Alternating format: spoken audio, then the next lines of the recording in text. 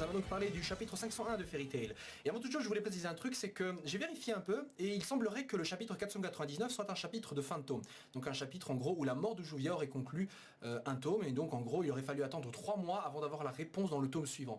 Là je parle donc pour ceux qui achètent les tomes. Nous, on suit les parutions toutes les semaines, donc évidemment on n'a pas attendu 3 mois, mais une semaine pour avoir la réponse. Ce qui change un peu de la manière dont on voit une scène, tu vois, en 3 mois tu dis putain Juvia elle est morte, non c'est impossible, et nous c'était juste une semaine, on s'est même pas fait à l'idée que ce soit vraiment arrivé, que justement on a eu la réponse que bah non, c'est pas arrivé. Vous voyez, donc ça change un peu le truc. Bon après je voulais annoncer une deuxième chose, c'est que je ne suis pas là pour vous convaincre, attention, d'arrêter de lire Fairy Tail, vous dire que vous devez penser comme moi. Loin de là, justement, c'est pour ça que je censure pas vraiment les messages, sauf ceux évidemment qui polluent avec des liens menant vers des sites de vente, et il y en a. Certains sont mis d'ailleurs en indésirables automatiquement sans que je fasse quoi que ce soit, mais je les remets directement en autorisé. Donc j'essaie de laisser un peu pour vous montrer qu'il y a des gens qui sont satisfaits comme il y en a qui sont pas satisfaits, et que moi ça me va. Moi je suis juste là pour vous dire pourquoi moi je pense que ceci, voilà, est comme cela. Ce n'est qu'un avis parmi tant d'autres, et c'est pour ça qu'il y a plein d'autres gens qui font des reviews qui ont été, voilà, qui s'en foutent un peu, d'autres à qui ça a fait chier aussi, d'autres qui sont contents au final de voir Juvia, comme moi d'ailleurs je suis content comme Juvia soit revenu, même si effectivement la méthode qui a été employée ici n'était pas forcément la meilleure, et au final ne peut risquer qu'entraîner un désintérêt, un ennui de la part de certains lecteurs qui ont en réalité des attentes différentes. Parce que vous savez, si au final on est beaucoup déçu de Fairy Tail, c'est aussi qu'on a beaucoup d'attentes de Fairy Tail. Hein, vous savez, si moi par exemple on dit souvent mais attends, t'es pas déçu de Fairy Tail, enfin t'es déçu de Fairy Tail mais pas beaucoup de Dragon Ball Super on dirait. Alors que si, je suis très déçu de Dragon Ball Super de nombreuses manières, mais c'est surtout que j'ai des plus grandes attentes par rapport à Fairy Tail que j'en ai par exemple par Dragon Ball Super. Ce n'est qu'un exemple, je ne sais pas de comparer.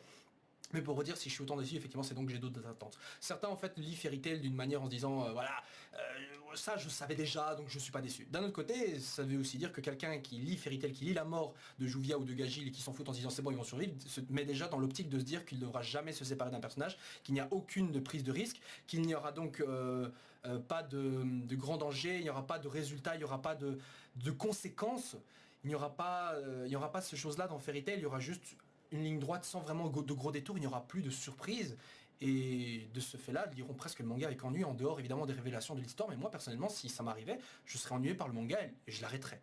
Donc c'est juste des différences en fait d'attente par rapport au manga. Voilà. Une autre chose encore, et après je conclus, c'est la dernière chose que je dirai à propos de ce sujet là, c'est que Gagil a survécu, Juvia a survécu, cool, au final cool. Mais tu dis quand même qu'on est passé à côté de la chose suivante. C'est qu'on a connu Gagil et Juvia en tant qu'ennemis de Fairy Tail.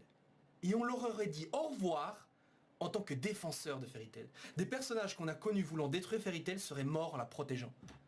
Gagil et Juvia, tous deux de Phantom Lord, tous deux d'anciens ennemis qui ont tenté de détruire Fairy Tail, capturer Lucy et voilà, et détruire et tuer les gens, enfin pas tuer mais en tout cas ouais, abattre et faire tomber Fairy Tail. Et là on les aurait connus comme deux, enfin mourir en tant que allié de Fairy Tail, en tant que membre de Fairy Tail en train de les défendre.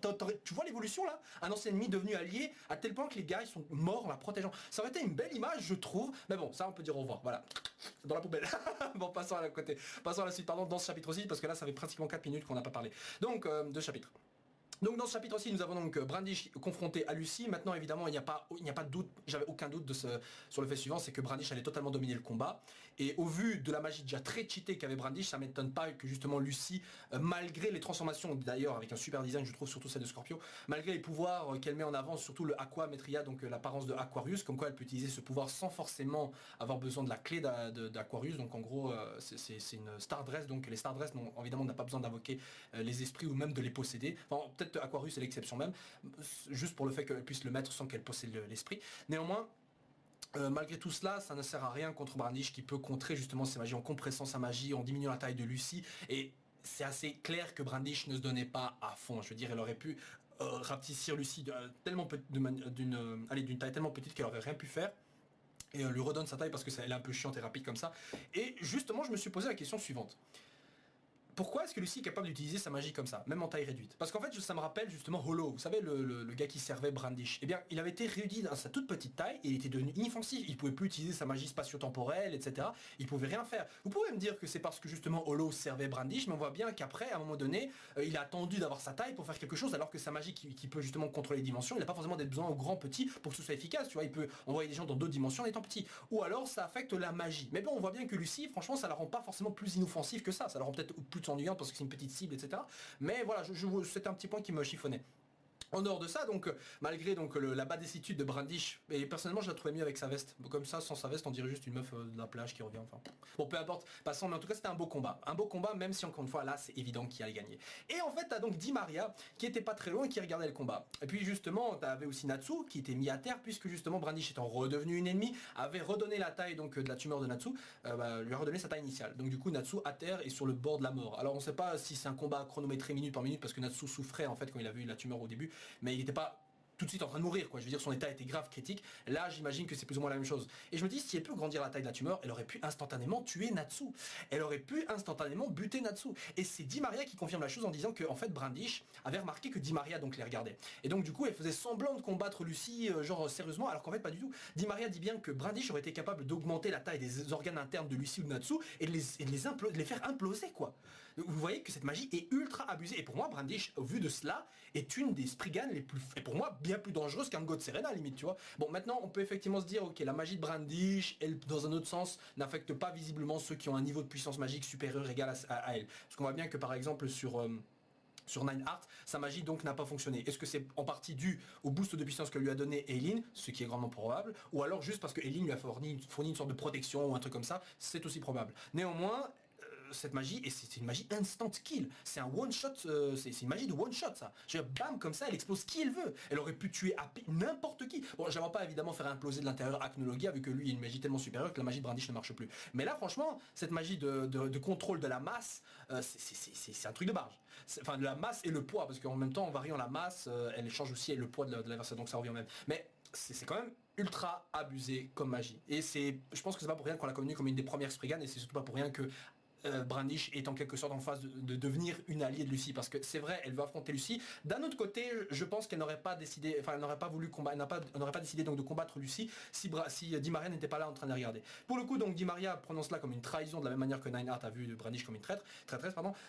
Donc arrête le temps et découpe justement Brandish. Donc là, alors que j'avais pensé que Brandish allait être peut-être celle qui allait vaincre Di Maria, tout du moins allier Brandish et Lucy contre Di Maria, on voit qu'en fait non, Brandish est totalement soumise à la magie de temps donc de Di Maria, ça m'étonne pas, en même temps c'est une magie ultra abusée et je vois mal comment ils vont arriver à la stopper. Natsu peut pas, Lucy en plus à la fin du chapitre est donc soumise comme Brandish à la magie donc de Di Maria. Franchement, je vois mal comment ils peuvent changer ça. Il faudrait un Deus Ex Machina pour les sauver. Oui, j'ai bien dit Machina. Maintenant, quand on regarde bien, ce chapitre-ci, c'était déjà le cas en fait la première fois qu'on l'avait remarqué, quand elle arrête le temps, donc elle fait son petit clic comme ça. On a l'impression qu'elle claque des dents ou qu'elle mâche quelque chose ou qu'elle active quelque chose en particulier.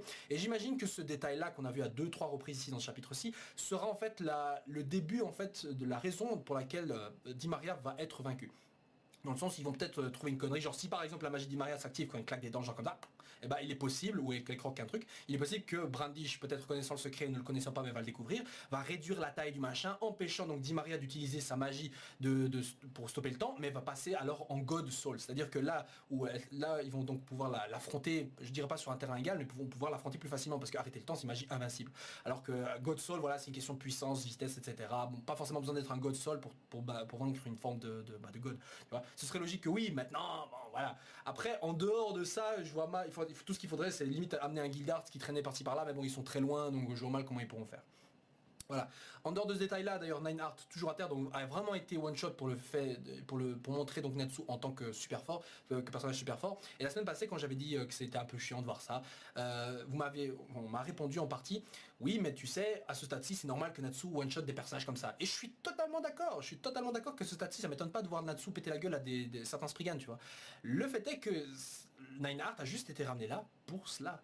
Et en fait, le fait de faire ça, ça justement rabaisse les Spriggan. Le truc, c'est que Mashima, pour mettre en avant certains éléments, rabaisse d'autres qui justement devraient être tout autant mis en avant. Peut-être pas forcément plus, peut-être pas forcément au même point, mais en tout cas ne devrait pas être rabaissé à mort parce que ça décrédibilise justement les personnages. Ça arrive souvent, tu vois, qu'on te vend un truc super important, super puissant, et qu'au final, ça a été juste amené là pour mettre en avant encore plus un autre personnage. Un exemple, la créature invoquée par les avatars. Vous savez, le god de Yakuma, là, le grand titan monstrueux là, que Natsu a explosé en un coup de poing. En fait, ça m'étonne même pas que ce golem géant, ce géant là a été vaincu par Natsu. Ça, franchement, c'est même pas ça m'étonne même plus, tu vois. Parce qu'au final, j'avais même créé une théorie genre Natsu était limite un Ghost Slayer, tu vois, un truc, j'étais loin à ce moment-là.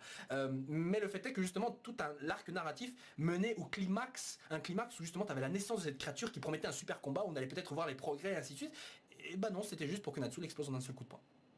Tu vois, c'est ça que je veux dire par là. Et on peut mettre en avant Natsu et on peut mettre en avant le méchant sans forcément alors, on peut mettre en avant le méchant et ensuite Natsu sans forcément rabaisser le méchant juste après. Je veux bien que le méchant soit vaincu après, mais c'est pas pour autant qu'on doit le rabaisser à mort. Un bon truc par exemple c'était Margui. Margui il était passé en mode démon, Natsu il était passé en mode super fort, en mode Dragon Force, il avait blessé Margui, mais il l'avait pas vaincu. Tu vois, c'était impressionnant pour Natsu alors que le mec il avait plus de magie et c'était cool de le voir comme ça. Et au final c'était Gray et qui avait donc achevé Margui et ça c'était une bonne chose. Tu vois, au moins aucun des personnages n'a vraiment été rabaissé. Margui a été vaincu par une technique qui était censée le vaincre, une magie de Devil Slayer, donc ça c'était logique, ça m'allait, tu vois.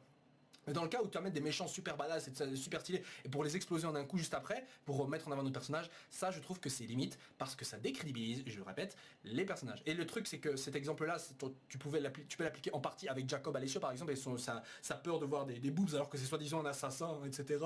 Un des Spriggan des plus puissants, enfin bon, tu vois que tu peux pas les prendre au sérieux. Et si tu prends pas au sérieux les méchants, et bah tu t'ennuies de les voir, tu te dis putain mais qu'est-ce qu'ils se ramènent ici, il va encore rien foutre, je veux dire, la preuve, j'ai même pas pris au sérieux par exemple Nine Heart parce que je m'attendais, de par son apparence et de par le passé des autres Spriggan, que celui-ci allait se faire exploser, et au final, il s'est bien défendu, mais au final là tu vois que son retour c'était juste pour mettre en avant Natsu, et son discours évidemment qu'on va gagner, qu'il faut pas abandonner, et ça encore c'est un truc shonen, ça c'est pas très grave ça tu vois, donc je voulais juste parler de ce côté là. Bien, alors pour les chapitres suivants, le chapitre 502 donc qui s'appelle Marie et non, qui s'appelle pardon Mavis et Zera, j'imagine donc qu'on aura une réunion, peut-être une discussion télépathique entre les deux, vu que Invel a été vaincu, donc Mavis peut de nouveau penser, mettre en avant son plan. Il est possible qu'elle ne puisse par contre pas forcément agir d'autre plus qu'avant, puisqu'elle est toujours en train de se faire absorber, enfin sa magie se fait toujours absorber donc par Eileen, donc j'imagine qu'elle va pouvoir penser, communiquer par télépathie, mais elle va pas pouvoir pour autant agir. Et donc là elle va communiquer par Zera, elle va dire ouah Zera elle est là, etc. Est-ce que ça va changer quelque chose par rapport à Zera, puisque Zera avait dit que voilà Mavis n'était pas au courant qu'elle était là et que ça changeait quelque chose ou quoi, je sais pas quoi. Enfin, je sais plus si ça va changer vraiment quelque chose, ou alors on aura un parallèle entre les deux sans forcément qu'il y ait communication. Néanmoins, on voit bien que le prochain chapitre n'est pas forcément consacré à Di Maria et à Lucy, donc on aura peut-être, on passera donc de cette partie-là du champ de bataille à une autre partie, puisque c'est vrai que la partie avec Invel et Mavis était importante, puisque là, Mavis était sur le point de vraiment se faire absorber sa magie, donc peut-être va-t-elle réussir à s'enfuir. D'un côté, Eileen est tellement cheatée que ça m'étonnerait même pas qu'elle arrive à intercepter une sorte de communication télépathique, tu vois, ça m'étonnerait même pas de ce côté-là. Voilà. Bon, en dehors de ça, donc c'était un chapitre plutôt agréable, un combat sympa que j'aimerais bien, que j'ai hâte de voir pardon dans l'animé. Donnez-moi votre avis donc par rapport à ce que je viens de dire, par rapport donc votre avis par rapport au fait qu'on prenne les méchants sérieusement ou pas sérieusement. Comment pensez-vous que Di Maria va être vaincu? Est-ce que Brandish va mourir, sacrifié peut-être pour défaire et vaincre Di Maria, parce que je trouve que au final Brandish malgré tout effectivement a bien dit qu'elle allait pas aider non plus Natsu et Lucy, mais ne va pas non plus causer leur perte au final. Elle les a sauvés et si Di Maria n'était pas là, comme je l'ai dit, je suis presque certain qu'elle n'aurait pas combattu Lucy. Donc que pensez-vous de ce côté-là? Et que pensez-vous aussi par rapport à ce que j'ai dit sur la mort de Juvia et Gagi? J'aimerais un peu connaître votre avis maintenant qu'une semaine voilà est passé donc depuis la mort. Qu'est-ce que vous savez? Est-ce que vous avez changé d'avis? Est-ce qu'au final vous êtes toujours un peu énervé? Moi je suis encore, je suis un peu, ça me fait encore chier, tu vois, au final. Ça me fait encore chier. Mais j'aimerais connaître maintenant votre avis une semaine plus tard. Voilà, sur ce les gens, ciao ciao et passez une agréable semaine. Bisous.